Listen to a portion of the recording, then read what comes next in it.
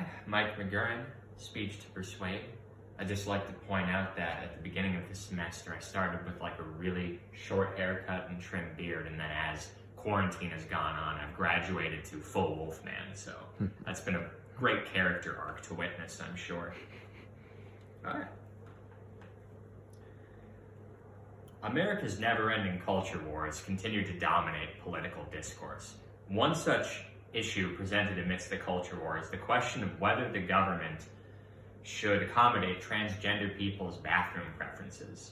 Now, our awareness of transgender people has grown exponentially in the last couple of years, and I would venture a guess that almost everyone my age probably knows at least one transgender individual. In my case, a childhood friend of mine came out as a transgender woman a few years ago, and learning things from her perspective has caused me to develop passionate opinions on this subject. I intend to make the case that accommodating trans people's bathroom preferences is both the moral and rational thing to do. We will address specific arguments against my position, what the data suggests, and what I believe to be the best course of action. Now, arguments against accommodating transgender people's bathroom preferences tend to come in two forms. The first is the argument that transgender people have some sort of greater inclination towards deviancy or criminality within the context of a public restroom. This is an absurd claim that is not supported by any evidence. In fact, evidence suggests the opposite. The Journal of the American Academy of Psychiatry and the Law compiled tons of data on criminal situations pertaining to the setting of a public restroom. And they found exactly one transgender individual committing an assault in a restroom, ever, out of all the data they looked at. This makes this an exceedingly rare event, if not an outright statistical anomaly. Another argument often presented is the argument that cisgender women would be made to feel uncomfortable if they shared a transgender woman's bathroom space. A lot of articles making this sort of argument come from a press outlet called The Blaze, and most of these articles can be summarized the same way. It's a random interview with a woman of questionable credibility. Often it's just a woman on the street and just getting her perspective on the issue. This isn't evidence, and none of these women actually cite an experience that they've had. Rather, they just cite their personal feelings about transgender people. It has to be said that if you harbor a bias against an entire group of people that is not supported by evidence, is that not the textbook definition of discrimination? I don't find this argument very compelling. Additionally, lost in the discussion is the experience of transgender people using bathrooms today, and I've got a little video here to demonstrate that issue. Well, I think people are really anxious about the fact that we have to share public space with people who are different from ourselves in general. And right now, there's all this attention on transgender people. So people are focusing all of the fear and confusion about who trans people are around their anxiety about the bathrooms in general and trying to expel transgender people from public space. We've seen it over and over again throughout history.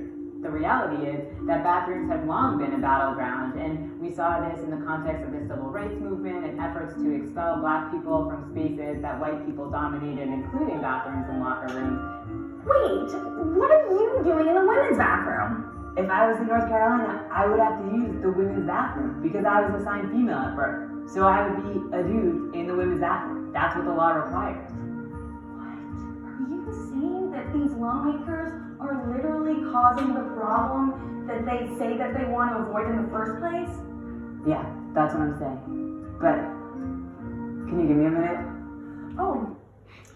So the irony here is that an obvious man based on North Carolina's laws, which designate bathrooms as biological sex driven, this obvious man would have to use a woman's bathroom because he was assigned female at birth, which I think is obviously absurd. Allison Gill is a trans rights activist, and she, in an interview with NPR, points out an interesting parallel. Often these stereotypes levied against transgender people are the exact same stereotypes levied against gay people like myself in our battle for civil rights, that we're pedophiles or sexually deviant or anti-family or anti-America or communists or whatever you want to say. These accusations, when levied against gay people today, are often considered archaic and offensive, and they are, and they should be considered the same way when levied against transgender people. Further evidence suggested by public policy scholar Jody Herman. She ran surveys on the restroom experiences of transgender individuals, and her results were striking. Over 70% of the transgender people she surveyed experienced either outright denial of restroom services, harassment of some kind, or even in some cases, physical violence.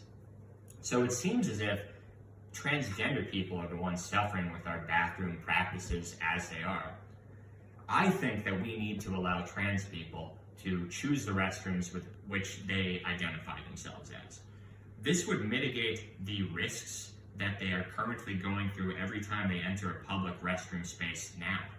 And I believe that it is an important step to dispel myths and stereotypes levied against them today. Myths that, as I pointed out, are literal lazy rehashings of stereotypes levied against gay people. They haven't even changed the script. It's the exact same argument. In this conversation, it's important for trans people to be present and visible. Bigotry only begins to collapse when we see and feel the presence of a previously misunderstood group all around us, and it always leads to the same inevitable conclusion. When you meet someone who you previously didn't understand and start to understand life from their perspective, you start to realize that we're not all that different, that we are more alike than we are similar. Securing trans people's rights to accommodations in a restroom space won't end transphobia, but it is an important step. As of right now, it seems as if trans people are the ones suffering, and the arguments against them in this case rely largely on feeling, not on fact. Now, one might say to me, Mike, this argument is a waste of time. Why are we expending so much intellectual and emotional energy on the subject of whether or not a transgender person should be able to use a bathroom? To which I would say, I agree, and so do most transgender people. So let's all agree to stop wasting our time on this and to treat them with dignity and respect and humanity and let them pee wherever they want.